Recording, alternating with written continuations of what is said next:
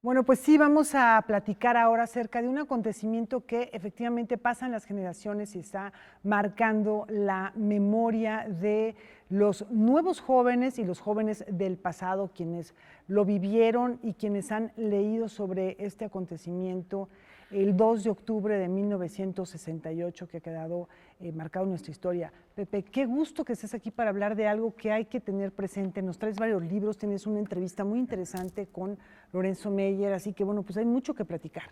Gracias, Laura. Buenas noches, Rafael, al público.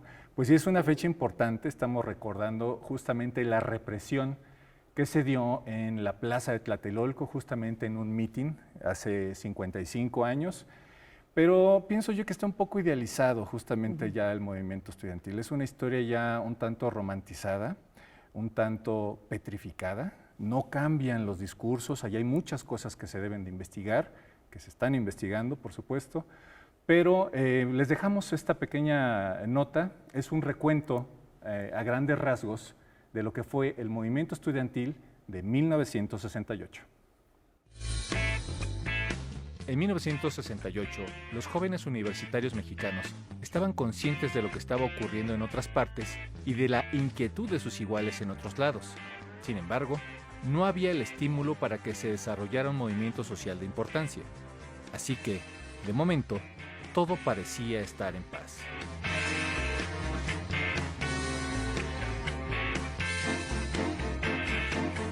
Es desde dentro, no desde fuera, de donde viene el estímulo para que se inicie el movimiento.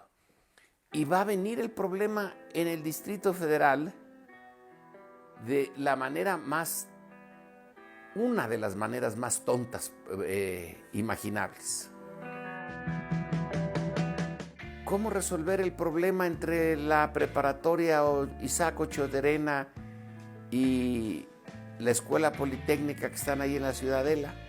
Hombre, pues como resolvimos todos los otros problemas, a trancazos, a toletazos.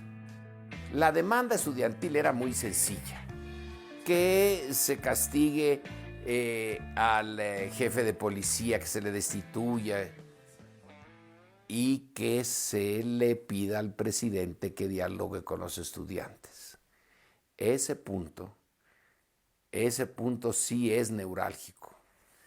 Un presidente de un sistema autoritario no va a dialogar, va a imponer sus posiciones, a que se le obedezca, pero no al diálogo. Y encima de eso, algo que no estaba pensado, por eso digo que las coincidencias, accidentes, etc. Las Olimpiadas.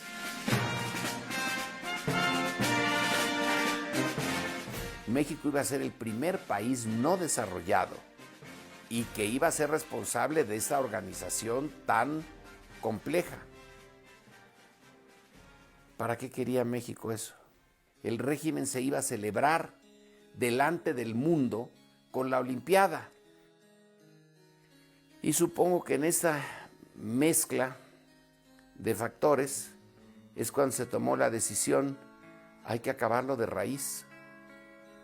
La Olimpiada empezaba el 12 de octubre, ¿no es así? Entonces, 10 días antes, darle la solución final.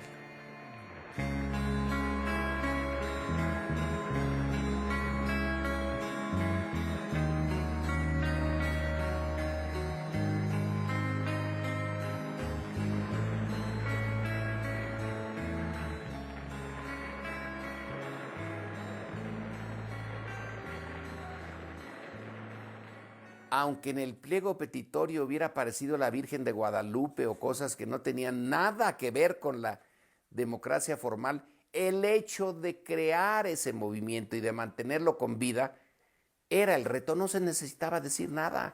Con el hecho de existir, estaba presentando un reto de fondo al autoritarismo. Esa es la parte democratizadora. Todos los movimientos importantes tienen una explicación diferente con el paso del tiempo, porque buscamos la explicación en función de lo que nos está pasando ahora. no de lo que pasó hace 50 años.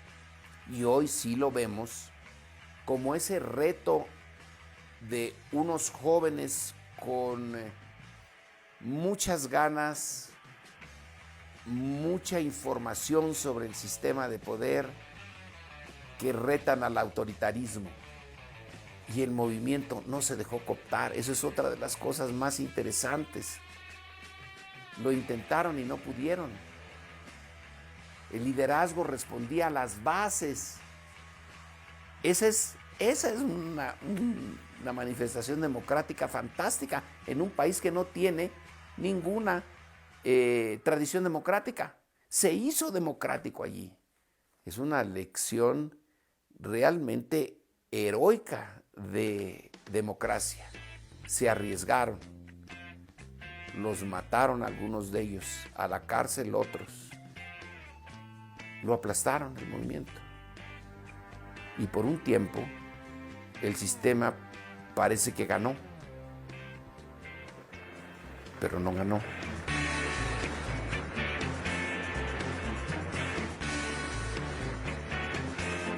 A ver, el sistema parece que ganó, pero no ganó. ¿Y quién ganó o nadie ganó? Pues es curioso, fíjate, porque, querida Laura, porque estamos a 55 años del desarrollo de este movimiento estudiantil, que tampoco fue propiamente un movimiento estudiantil. Es decir, en sus demandas no había ninguna cuestión sobre crear nuevas escuelas, cuestión de becas, cambios de planes de estudio. Era un movimiento democrático, ¿no? De lo cual ya se ha hablado bastante, pero no propiamente como un movimiento estudiantil. De hecho, se le recuerda más a este movimiento por la represión. Como movimiento estudiantil hubo movimientos previos y posteriores que fueron mucho más importantes en ese sentido, pero se le recuerda sobre todo por la parte de la represión que tuvo el gobierno en contra de este movimiento. Y bueno, por supuesto que este movimiento, en el momento en el que estaba activo, pues fue analizado por uno de los pensadores, uno de los escritores más importantes de ese momento, que fue justamente... Ya era un hombre que él estaba además... Claro. Bueno, tú vas a mencionar en el reportaje, me parece, cosas muy interesantes sobre el momento que estaba viviendo José Revueltas. José Revueltas, vamos a verlo. En 1968, José Revueltas tenía 53 años y ya era un escritor connotado. En ese periodo, trabajó para el comité organizador de los Juegos de la 19ª Olimpiada. Ahí formó parte de un equipo de escritores que se encargó de redactar textos para un sinnúmero de folletos y libros. Así, lo sorprendieron las primeras represiones contra estudiantes en el mes de julio.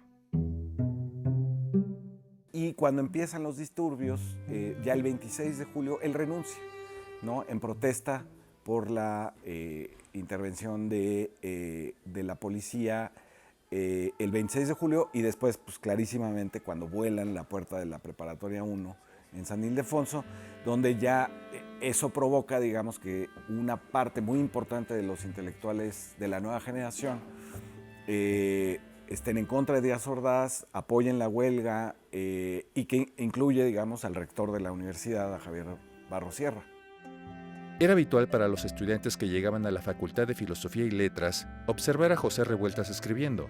De esta manera, se fueron fijando las impresiones y las observaciones teóricas sobre el movimiento. Pero Revueltas es el militante, el convencido, el sacrificado, que se va a vivir a la Facultad de Filosofía y Letras, que duerme en el aula magna rodeado de manifiestos y de tambos de tinta para el mimeógrafo, ¿no? Y que se va a vivir ahí porque es el más comprometido. Revueltas fue testigo y protagonista a la vez del movimiento estudiantil. Asumió la tarea de escritor para rescatar la memoria de aquellos días definitivos en la historia contemporánea de México. Él, a pesar de que no es católico, tiene la idea de que hay en el sacrificio por los demás una voluntad, digamos, de libertad. Entonces sí cree en el sacrificio. Tan lo cree que cuando viene el 68 y encarcelan a los estudiantes, él se echa la culpa y dice: yo soy responsable del movimiento, como una especie de sacrificio individual para... Inocentemente creía que les iban a quitar los cargos por delitos graves a a los estudiantes y todos iban a salir salvo él, que estaba muy acostumbrado a la cárcel. Y de cada experiencia carcelaria sacará un texto, ¿no? En el caso de Lecumberri será El Apando, que después se hará película con un guión de José Agustín.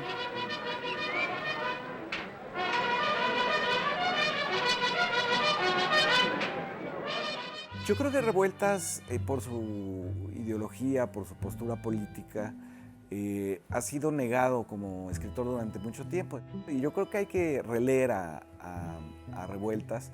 Yo empezaría por lo que empezamos muchos, digamos, que es la antología de cuentos que prepara José Agustín, de los cuentos de José Revueltas, que se llama La Palabra Sagrada, que todavía se vende en el Fondo de Cultura Económica. José Agustín conoce a Revueltas en Lecumberri. Y después yo sí ya le entraría, digamos, a las novelas. A todo aquel que le guste Dostoyevsky y que le guste Tolstoy, le va a gustar José Revueltas y sus novelas, ¿no?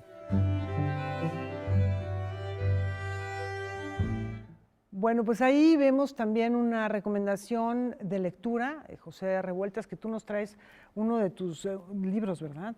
Así es, ahí hay dos recomendaciones justamente. Bueno, aquí es en torno a José Revueltas. José Revueltas, justamente el análisis que él hace durante el movimiento estudiantil. Lo podemos ver por ahí. Ahí lo tienen, esa es una recomendación. José Revueltas, México 68.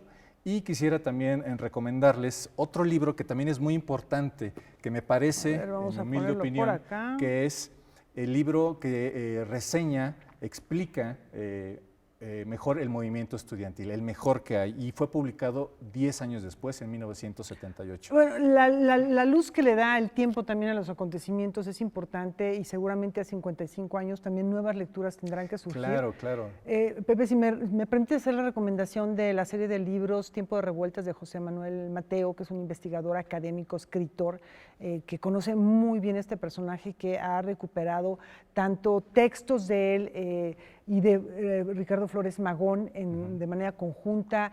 También alguno de sus libros se dedica a sus textos reporteriles o de crónicas en torno a la nota roja. Realmente vale mucho la pena, y también pensar en Revueltas es el título de otra de estas publicaciones de José Manuel Mateo, que recupera una figura que pues, fue muy silenciada, ¿no?, por diversos regímenes, y que pues, podría refrescarse su memoria y tenerse más presente. Claro que sí, y también, bueno, de la misma manera, retomando un poco el tema ya para cerrar, justamente repensar lo que fue el movimiento estudiantil de 1968.